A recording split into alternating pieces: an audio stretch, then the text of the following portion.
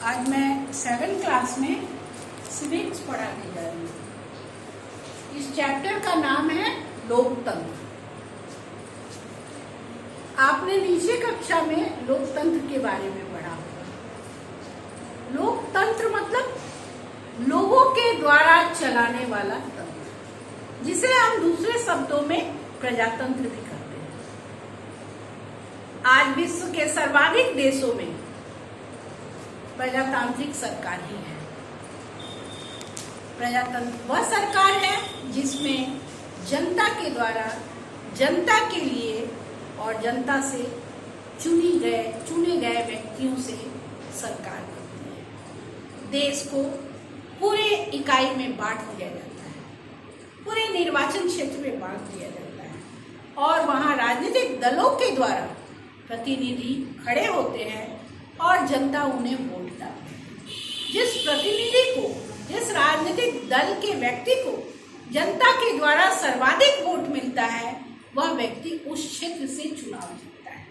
और इस तरह पूरे देश में जिस राजनीतिक पार्टी को सबसे ज्यादा मत मिलता है, उसी राजनीतिक पार्टी के द्वारा सरकार बनाई जाती है। अब हम इस चैप्टर के मुख्य बिंदुओं पर आते हैं कि इस चैप्टर में 7th क्लास में आप लोगों को क्या क्या पढ़ना है लोकतंत्र के बारे में। तो सबसे पहले लोकतंत्र वह सरकार होती है जिसमें प्रशासन जनता के हाथ से होता है। हम पहले ही आप लोगों को बता दिए कि लोकतंत्र का मतलब ही होता है लोगों के द्वारा चलाए जाने वाला तंत्र। इस लोकतंत्र की शुरुआत सबसे पहले यूनान में एक राज्य था जिस राज्य का नाम था एथेंस, वहां हुआ। और भारत के लिच्छवी गणराज्य जो वैशाली जहां हम रह रहे हैं, इस भूमि से शुरुआत। यहाँ लोगों का चुनाव, राजा का चुनाव लोगों के द्वारा होता था। तो यूनान में भी राजा का चुनाव लोगों के द्वारा होता है। मतलब ये शुरू से ही कुछ जगहों पर है, सभी जगहों पर तो नहीं। और पहले लोकतंत्र प्रत्यक्ष होता था, आमने सामने बैठ के चुनाव होता था। लेकिन आज इतनी बड़ी जनसंख्या, इतने ज्यादा लोग सामने बैठे हुए लोगों को नहीं चुन सकते, तो प्रत्यक्ष लोकतंत्र अब कहीं भी नहीं है। मात्र एक स्विट्जरलैंड, वहीं पर प्रत्यक्ष लोकतंत्र देखने को मिलता है। बाकी जगहों पर चुनाव के द्वारा प्रतिनिधियों को खड़ा किया जाता है, इसलिए लोकतंत्र को प्रतिनिधि तंत्र भी या प्रतिनिधि सरकार भी कहा जाता है। दूसरा पॉइंट होता है लोकतंत्र के 2 प्रकार है, प्रत्यक्ष और अप्रत्यक्ष। आपको पहले ही हम बता दिए कि जब हमारी जनसंख्या कम थी या देश के दूसरे भागों में भी जनसंख्या जब कम थी, तब लोग आमने सामने सरकार को या राजा को चुनते थे। अब दुनिया का कोई ऐसा फील्ड नहीं है, कोई ऐसा जगह नहीं है जो किसी पूरे देश के निवासी को एक जगह इकट्ठा किया जा सके। इसलिए वहां अब अप्रत्यक्ष तरीके से मत के द्वारा ही चुनाव होता है। मत देने के सिस्टम कई हैं। पहले बैलेट पेपर पर मत दिया जाता था, अब मशीनें हैं मत देने के लिए। उसके माध्यम से हम अप्रत्यक्ष रूप से सरकार को चुनते हैं। स्विट्जरलैंड में भी आज भी प्रत्यक्ष लोकतंत्र ही देखने को मिलता है। विश्व के अधिकांश देशों में लोकतांत्रात्मक सरकार है। अमेरिका में 13 उपनिवेशों के द्वारा लोकतांत्रिक सरकार की स्थापना की गई।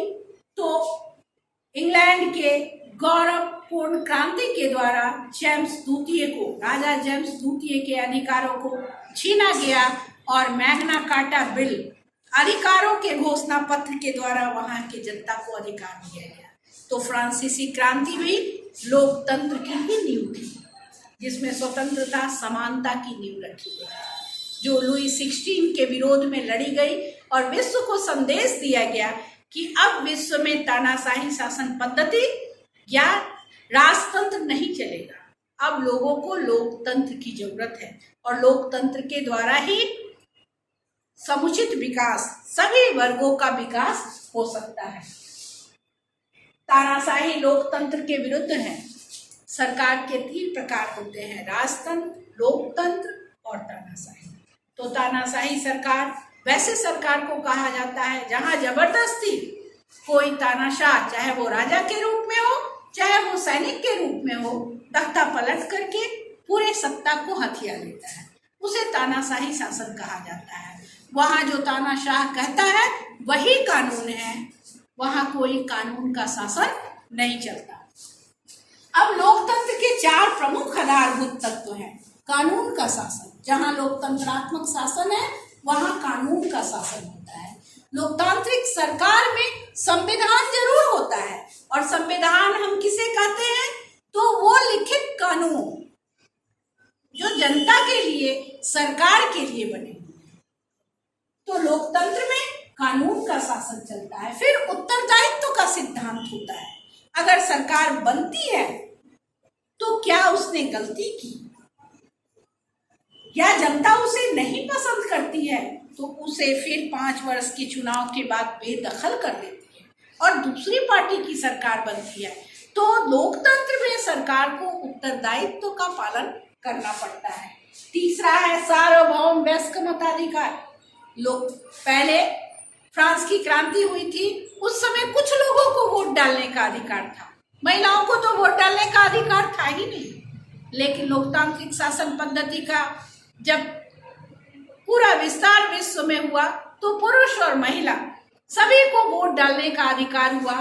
हर देश में इसका उम्र अलग अलग है। भारत में किसी भी वयस्क को जो 18 वर्ष की उम्र पार कर चुका है उसे कहा जाता है, और सभी स्त्री पुरुष जो 18 वर्ष के हो चुके हैं इस मतदान में भाग लेते हैं। इसे सार्वभौम वयस्क मताधिकार कहा जाता है।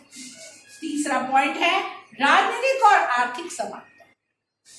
किसी भी लोकतांत्रिक शासन पद्धति में राजनीतिक और आर्थिक समानता लाने की बात कही जाती है। राजनीतिक समानता तो होती ही है, क्योंकि मतों का महत्व सभी का बराबर होता है, चाहे कोई बड़े पद पर बैठा हुआ पदाधिकारी हो, प्रधानमंत्री हो, राष्ट्रपति हो या एक आम नागरिक हो, सभी के मतों का महत्व एक होता है। ये हुआ राजनीतिक समानता। आर्थिक समानता अभी हमारे देश में नहीं है, लेकिन धीरे धीरे प्रत्येक लोकतांत्रिक देश समाजवाद लाने की बात करता है। फिर भी अगर सरकार के द्वारा कोई अवसर निकलता है आर्थिक स्तर का, तो सभी लोग उसमें भाग लेते हैं। वहां पर कोई उस पर प्रतिबंध नहीं लगा सकता, उसकी जो योग्यताएं हैं अगर वो पूरा करता है। अब लोकतांत्रिक सरकार के विभिन्न प्रकार होते हैं। लोकतांत्रिक सरकार संसदीय होती है और अध्यक्षीय होती है, जहां पे संसद के सदस्यों का चुनाव जनता के द्वारा होता है और संसद के बहुमत दल का नेता प्रधानमंत्री बनता है। उसे संसदीय लोकतांत्रिक शासन कहते हैं। जैसे भारत, इंग्लैंड, जहां पे अध्यक्ष या राष्ट्रपति का चुनाव जनता के द्वारा होता है और राष्ट्रपति ही सर्वोसर्वा होता है, उसे अध्यक्षीय शासन प्रणाली कहते हैं। जैसे अमेरिका। आपको पता होना चाहिए लोकतंत्र की एक गूढ़ बात है कि सत्ता उसी के हाथ में होगी या पावर उसी के हाथ में होगा जो जनता के द्वारा चुने गए होंगे, क्योंकि लोकतंत्र जनता का शासन। इसलिए अध्यक्षीय शासन प्रणाली में राष्ट्रपति को जनता चुनती है और संसदात्मक शासन प्रणाली में संसद के सदस्यों को, मेंबर ऑफ पार्लियामेंट के सदस्यों को जनता चुनती है, और यही संसद के बहुमत दल का नेता ही हमारा प्रधानमंत्री होता है। लेकिन इसमें भी 2 तरह के कार्य प्रणाली होते हैं, 2 तरह की पद्धति होती है शासन करने की। पहली होती है एकात्मक शासन प्रणाली। वैसे प्रणाली को कहते हैं जो छोटे छोटे देशों में लागू है, जहाँ छोटा देश है, एक सरकार है और पूरे देश पर शासन कर रही है। तो दूसरा है संघात्मक। वैसे देश जो विशाल देश है, जहाँ बहुत सारी विविधता है, इंग्लैंड में एकात्मक शासन प्रणाली है, फ्रांस में एकात्मक शासन प्रणाली है, जबकि भारत में संघात्मक शासन प्रणाली है। भारत अभी भी संघों का राज्य है, 29 राज्य और 7 केंद्र शासित प्रदेश हैं। सभी राज्यों की अलग भाषाएं, अलग संस्कृतियां, अलग रूपरेखा, भौगोलिक दृष्टिकोण से अलग। इसलिए पूरे भारत को कई संघों में बांटकर, कई राज्यों में बांटकर यहाँ दोहरी सरकारें चलती हैं। केंद्र में अपनी सरकार और राज्य में अपनी सरकार, ताकि उस राज्य का, उस क्षेत्र का विकास हो सके। इसका उदाहरण भारत है। लेकिन इस संघात्मक शासन का जन्म भी 2 तरीके से होता है। एक भारत का, आपने देखा कि उसे कई भागों में बांटकर, स्वतंत्रता से लेकर अब तक भारत को बार बार टुकड़ों में बांटा गया और राज्यों में बदला गया। जबकि एक संघात्मक शासन का उदाहरण अमेरिका है, जहां कई राज्य, इसलिए उसका नाम है संयुक्त राज्य अमेरिका। कई राज्य आपस में मिलकर तब एक संघ बनाए हैं। वहां हर राज्य का अपनी भाषा है, अपनी नागरिकता है। जबकि हमारे देश का संघात्मक शासन में एक नागरिकता माना गया, हम सभी भारतीय हैं, एक कानून माना गया है। जबकि अमेरिका में इससे अलग है। तो दोनों की पृष्ठभूमि अलग है, लेकिन वो भी संघात्मक शासन है और भारत में भी संघात्मक शासन है। अब समानता, स्वतंत्रता, सार्वजनिक सहभागिता, निर्णय लेने की प्रक्रिया, मतभेदों का निपटारा तथा मानवीय गौरव में वृद्धि में लोकतांत्रिक प्रणाली में लोकप्रिय बना है। मतलब समानता, सभी लोग समान हैं, चाहे वो स्त्री हो, पुरुष हो, किसी जाति। समानता, स्त्री हो, पुरुष हो, अमीर हो, गरीब हो, किसी भी राज्य का, सभी बराबर हैं। सभी का मतों का एक मूल्य है। स्वतंत्रता, सभी को अपने विचारों का, सभी के अपने धर्मों का, सभी को अपने संस्कृतियों को व्यक्त करने की स्वतंत्रता है। तो सार्वजनिक सहभागिता, किसी सार्वजनिक जगह पर जो सभी के लिए है, वहां सबकी सहभागिता एक होनी चाहिए। किसी को ज्यादा महत्व और किसी को कम महत्व नहीं देना है। निर्णय लेने की प्रक्रिया में, मतलब निर्णय लेने की जो प्रणाली है, चुनाव में सभी बराबर भाग लेते हैं। चुनाव की प्रक्रिया जब होती है तो उसमें किसी खास वर्ग विशेष को अलग नहीं किया जाता है, बल्कि वो सब मिलकर भाग लेते हैं। और मतभेदों का निपटारा, अगर आपस में मतभेद हो, देश का मतभेद हो, तो उस मतभेदों का कानून के द्वारा, न्यायालय के द्वारा, समझौतों के द्वारा निपटारा किया जाता है। तथा मानवीय गौरव में वृद्धि में, हम जब गुलाम होते थे तो हमारा कोई आत्मसम्मान नहीं होता था। लोकतंत्र में अगर किसी चीज को हमने पाया है तो वो है हमारा आत्मगौरव। एक छोटा से छोटा काम करने वाला, एक बड़ा से बड़ा काम करने वाला, सभी व्यक्ति का अपनी प्रतिष्ठा है, अपना आत्मगौरव है।